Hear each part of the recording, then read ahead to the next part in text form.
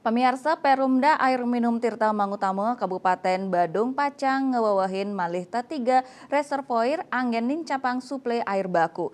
Pemargi nucap wantah pangupaya nambakin penincapan pabuat toyo bersih reng wawidangan Badung sisi kelot.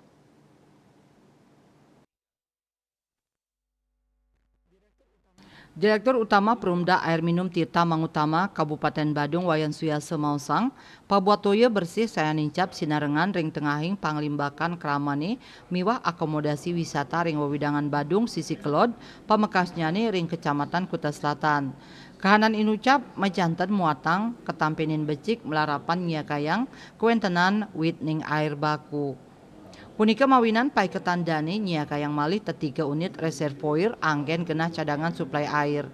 Lianan punika taler sampun nunas wantuan puangunan reservoir majeng Pemkab ring tiga genah inggih punika Labuan Said Pecatu Kampial saha Puspem Badung.